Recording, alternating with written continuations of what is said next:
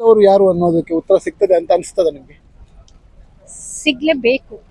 ಸಿಗೋ ತನಕ ನಾವು ಆಂದೋಲನವನ್ನ ಬಿಡೋದಿಲ್ಲ. ಎಷ್ಟು ಹೆಣ್ಣು ಮಕ್ಕಳ ಸಾವಾಗ್ತಾ ಇದೆ, ಇಷ್ಟು ಹೆಣ್ಣು ಮಕ್ಕಳ ಸಾವಿಗೆ ಯಾರು ಕೊಲ್ತಾ ಇದ್ದಾರೆ, ಯಾರು ಬಲಾತ್ಕಾರ ಮಾಡ್ತಾ ಇದ್ದಾರೆ, ಯಾರು ಅತ್ಯಾಚಾರ ಮಾಡ್ತಾ ಇದ್ದಾರೆ ಅನ್ನೋದಕ್ಕೆ ಉತ್ತರವೇ ಇಲ್ಲ. ಸರ್ಕಾರ ಏನು ನಿದ್ದೆ ಕಣ್ಣಲ್ಲಿದೆಯಾ, ಮಲಗಿದೆಯಾ, ಅಥವಾ ಪೊಲೀಸ್ ಇಲಾಖೆಗೆ ಕಣ್ಣು ಕಾಣಿಸ್ತಾ ಇಲ್ವಾ? ಏನಾಗ್ತಾ ಇದೆ ಅನಿಸ್ತಾ ಇದೆ ನಿಮಗೆ? ಈಗ ನೋಡಿ, ವೇದವಲ್ಲಿ ಅವರ ಪ್ರಕರಣ ಆದಾಗ್ಲಿಂದನೂ ಕೂಡ ಹತ್ತಾರು ಸರ್ಕಾರಗಳು ಬಂದಿವೆ ಹೋಗಿವೆ. ಆದರೂ ಕೂಡ ಯಾವುದೇ ಸರ್ಕಾರವು ಕೂಡ ಇದನ್ನ ಈ ತನಿಖೆ ಮಾಡ್ಲಿಕ್ಕಾಗ್ಲಿ ಅಥವಾ ತನಿಖೆಯನ್ನ ಪೂರ್ಣಗೊಳಿಸಲಿಕ್ಕಾಗ್ಲಿ ಪ್ರಯತ್ನ ಮಾಡಿಲ್ಲ. ಅಂದ್ರೆ ಇಲ್ಲಿ ಯಾವುದೋ ಒಂದು ಬಲಾಢ್ಯ ಶಕ್ತಿಗಳು, ಪ್ರಭಾವಿಗಳು ಇದಕ್ಕೆ ಕಾರಣ ಅಂತ ನಾವು ಖಂಡಿತವಾಗಿ ಹೇಳ್ಬಹುದು. ಅದು ಜನರಿಗೂ ಗೊತ್ತಿದೆ. ಆದ್ರೆ ಒಂದು ವ್ಯವಸ್ಥೆಯಾಗಿ ಪ್ರಜಾತಂತ್ರದಲ್ಲಿ ಯಾರು ಜನರನ್ನ ರಕ್ಷಣೆ ಮಾಡ್ಬೇಕಿತ್ತೋ ಮತ್ತೆ ಇಂತಹ ಅನಾಚಾರಗಳು ಆಗದ ಹಾಗೆ ನೋಡ್ಕೊಳ್ಬೇಕಿತ್ತೋ ಆ ಒಂದು ವ್ಯವಸ್ಥೆ ಕಣ್ಮುಚ್ಚಿ ಕುಳಿತಿದೆ ಅಂತ ನಮ್ಗೆ ಅನಿಸ್ತಾ ಇದೆ. ಅದು ಖಂಡಿತವಾಗಿ ಹೌದು.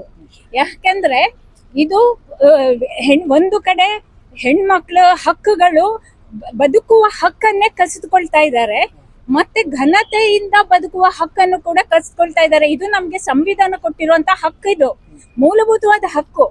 ಇದನ್ನ ನಮ್ಗೆ ಇಲ್ಲ ಅನ್ನೋ ಹಾಗೆ ಮಾಡ್ತಿರುವಾಗ ನಾವು ಸುಮ್ಮನೆ ಕೂತ್ಕೊಳ್ಳಕ್ಕೆ ಸಾಧ್ಯ ಇಲ್ಲ. ಹಾಗಾಗಿ ಇವತ್ತು ಇಷ್ಟೊಂದು ಸಾವಿರಾರು ಜನ ಹೆಣ್ಮಕ್ಳು ಇವತ್ತು ಬೆಳ್ತಂಗಿಯ ನೆಲದ ಮೇಲೆ ನಾವು ಬಂದಿರುವಂತದ್ದು. ಮೇಡಮ್, ಇದು ಹೆಣ್ಣು ಮಕ್ಕಳೇನು ಆಟಿಕೆಯಾ ಈ ರೀತಿಯಲ್ಲಿ ಕೊಂದು ಬಿಸಾಕೋಕೆ? ಏನು ಇದು ಸಾಮಾನ್ಯರು ಮಾಡ್ತಾ ಇದ್ದಾರೆ ಅನಿಸ್ತಾ ಇದೆ? ಖಂಡಿತ ಸಾಮಾನ್ಯರು ಮಾಡ್ತಿಲ್ಲ. ಯಾಕೆಂದ್ರೆ ಸಾಮಾನ್ಯರು ಮಾಡಿದ್ರೆ ನಿರ್ಭಯ ಪ್ರಕರಣದಲ್ಲಿ ಇವತ್ತಿಗೆ 13 ವರ್ಷ ಆಯ್ತು ನಿರ್ಭಯ ಪ್ರಕರಣ ಆಗಿ. ಅದು ಸಾಮೂಹಿಕ, ಅದು ಕೂಡ ಇದೇ ತರದ ಸಾಮೂಹಿಕ ಅತ್ಯಾಚಾರವೇ. ಆದ್ರೆ ಅದನ್ನ ತಕ್ಷಣವೇ ಹಿಡ್ದು ಹಾಕಿದ್ರು. ಯಾರು ಅಂತ? ಅವರು ದೆಹಲಿಯ ಒಂದು ದೊಡ್ಡ ಸ್ಲಮ್ಮಿನಲ್ಲಿದ್ದಂತ ಹುಡುಗರು. ಅವರನ್ನ ಹಿಡಿದು ಅವರಿಗೆ ಶಿಕ್ಷೆ ಕೊಡಕ್ಕೆ ಸಾಧ್ಯ ಆಯ್ತು. ಅವರಿಗೆ ಮರಣದಂಡನೆ ಕೂಡ ವಿಧಿಸಿದ್ರು. ಆದ್ರೆ ಇಲ್ಲಿ ಯಾಕೆ ಸಾಧ್ಯ ಆಗ್ತಿಲ್ಲ? ದಶಕಗಳಿಂದ ಮಾಡಿದ್ರು ಕೂಡ ಅಂದ್ರೆ ಇಲ್ಲಿ ಯಾರೋ ಪ್ರಭಾವಿಗಳ ಕೈವಾಡ ಇದೆ ಅಂತ ನಮಗೆ ಅನ್ನಿಸ್ತಾ ಇದೆ. ಹಾಗಾಗಿ ನಾವಿವತ್ತು ಅದನ್ನ ನಮ್ಮ ಸರ್ಕಾರದ ಸಚಿವರು ಕೂಡ ಸದನದಲ್ಲಿ ಹೇಳ್ತಾ ಇದ್ದಾರೆ, ಇದು ಷಡ್ಯಂತ್ರ ಅಂತ. ನಾವಂತಿದೀವಿ ಇದು ಹೆಣ್ಮಕ್ಳ ಹಕ್ಕುಗಳ ವಿರುದ್ಧ ನಡೀತಿರೋ ಷಡ್ಯಂತ್ರ ಅಂತ ನಾವು ಹೇಳಕ್ಕೆ ಇಷ್ಟಪಡ್ತಾ ಇದ್ದೀವಿ. ಈಗ ಡಿ.ಕೆ. ಶಿವಕುಮಾರ್ ಅವರು ಸದನ ನಡೀತಾ ಇರುವಾಗ ನೀವು ಹೇಳಿದ್ರಿ, ಉಲ್ಲೇಖ ಮಾಡಿದ್ವಿ, ನಾನು ಎಷ್ಟು ಜನ ಡಿ.ಕೆ.ಶಿ ಬರ್ತಾರೆ ಇವ್ರನ್ನ ರಕ್ಷಣೆ ಮಾಡ್ಲಿಕ್ಕೆ ಅಂತ. ನಮಗೆ ಇಲ್ಲಿ ಯಾವ ಡಿ.ಕೆ.ಶಿ ಬಗ್ಗೆ ನಾವು ಮಾತಾಡದೇ ಇಲ್ಲ, ಅಥವಾ ಯಾವ ಸಚಿವರ ಬಗ್ಗೆ ನಮಗೆ ಮಾತಾಡೋಕೆ ನಮಗೆ ಬೇಕಾಗಿಲ್ಲ. ನಮಗೆ ಬೇಕಾಗಿರೋದು ಇವತ್ತು ಸಂವಿಧಾನದ ಅಡಿಯಲ್ಲಿ ಏನ್ ಇವರು ಪ್ರಮಾಣ ವಚನ ಸ್ವೀಕಾರ ಮಾಡಿ, ಅದು ಶಾಸಕರಿರ್ಬೋದು, ಸಂಸದರಿರ್ಬೋದು, ಅಥವಾ ಎಲ್ಲಾ ಸಚಿವರಿರ್ಬೋದು, ಅವ್ರು ಇವತ್ತು ಅಧಿಕಾರದ ಕುರ್ಚಿಯ ಮೇಲೆ, ಗದ್ದುಗೆ ಮೇಲೆ ಕೂರ್ತಿದ್ದಾರೆ. ಅವ್ರು ಇವತ್ತು ಹೆಣ್ಮಕ್ಳಿಗೆ ನ್ಯಾಯ ಕೊಡಲೇಬೇಕು. ಇಲ್ಲಿ ಯಾರು ನೊಂದವರಿದ್ದಾರೆ, ಯಾರು ಶೋಷಣೆಗೆ ಒಳಗಾಗಿದ್ದಾರೆ, ಅವ್ರಿಗೆಲ್ಲರಿಗೂ ಕೂಡ ನ್ಯಾಯ ಕೊಡಲೇಬೇಕು ಅಂತ ಹೇಳಿ ನಾವಿವತ್ತು ಆಗ್ರಹ ಮಾಡ್ತಾ ಇದ್ದೀವಿ, ಒತ್ತಾಯ ಮಾಡ್ತಾ ಇದ್ದೀವಿ. ಸಿಎಂ ಗಮನಕ್ಕೆ ತರಲಾಗಿದೆ. ಮಾನ್ಯ ಸಿದ್ದರಾಮಯ್ಯ ಅವರ ಗಮನಕ್ಕೆ ಈ ವಿಚಾರ ತಂದಿದ್ದೀರಾ ತಮ್ಮ ಒಂದು ತಂಡ? ಖಂಡಿತ ತಂದಿದ್ದೀವಿ. ಸಿಎಂ ಸಿದ್ದರಾಮಯ್ಯ ಅವರಿಗೂ ನಾವು ಅವರನ್ನ ಹೋಗಿ ಭೇಟಿ ಮಾಡಿದ್ದೀವಿ. ಜಿಲ್ಲಾ ಉಸ್ತುವಾರಿ ಸಚಿವರಾದ ದಿನೇಶ್ ಗುಂಡೂರಾವ್ ಅವರನ್ನು ಕೂಡ ಭೇಟಿ ಮಾಡಿದ್ದೀವಿ. ಹಾಗೇನೆ ಕೆಲವು ಸಂಪುಟ ಸಚಿವರನ್ನು ಕೂಡ ಭೇಟಿ ಮಾಡಿದ್ದೀವಿ. ಹಾಗಾಗಿ ನಾವಿವತ್ತು ನಾವು ಮಾಡಬೇಕಾದಂತಹ ಎಲ್ಲಾ ಕೆಲಸಗಳನ್ನು ಮಾಡಿದ್ದೀವಿ. ಆದರೆ ಇವತ್ತು ಕೂಡ ನಮ್ಗೆ ನ್ಯಾಯ ಸಿಗ್ಲಿಲ್ಲ ಅಂದ್ರೆ ಮುಂದಿನ ನಮ್ಮ ಹೋರಾಟ ಖಂಡಿತ ಮುಂದುವರಿಯುತ್ತೆ. ನಾವು ನ್ಯಾಯ ಸಿಗೋ ತನಕ ನಾವು ಬಿಡೋದಿಲ್ಲ. ಯಾವುದೇ ಬೆದರಿಕೆಗೆ ಅಂಜಲ್ಲ. ನಾವು ಯಾವುದೇ ಬೆದರಿಕೆಗೆ ಅಂಜೋದಿಲ್ಲ. ಒಂದು ಸಲ ನಾವು ಹೋರಾಟಕ್ಕೆ ಇಳಿದ್ಮೇಲೆ ನಾವು ಯಾವುದೇ ಬೆದರಿಕೆಗೂ ಅಂಜೋದಿಲ್ಲ.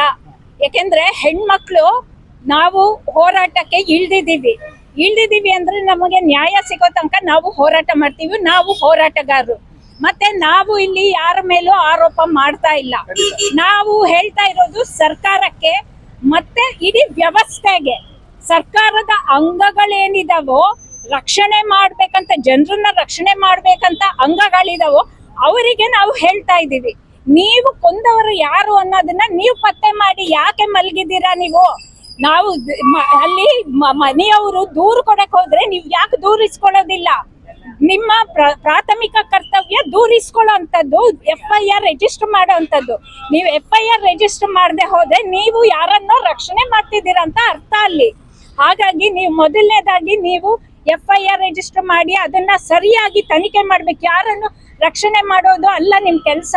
ನಿಮ್ಮ ಕೆಲಸ ಇರೋದು ಸಂವಿಧಾನಾತ್ಮಕವಾಗಿ ಕಾನೂನಾತ್ಮಕವಾಗಿ ಏನು ಕೆಲಸ ಮಾಡ್ಬೇಕು ಅದನ್ನ ಮಾಡಿ. ನೀವು ಖಾಕಿ ಯೂನಿಫಾರ್ಮ್ ಧರಿಸಿದ್ದೀರಾ, ಅದಕ್ಕೆ ಆ ಯೂನಿಫಾರ್ಮ್ಗಾಗ್ಲಿ ನಿಮ್ಮ ಒಂದು ಕೆಲಸಕ್ಕೆ ಸಂಬಳ ತಗೋತಿರೋದಾಗ್ಲಿ ಅದು ನಮ್ಮ ತೆರಿಗೆದಾರರ ಹಣದಿಂದ.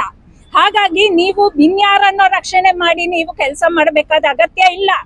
ನೀವು ನಮ್ಮ ಜನರ ಸೇವೆಗಾಗಿ ನೀವು ಇರುವವರು.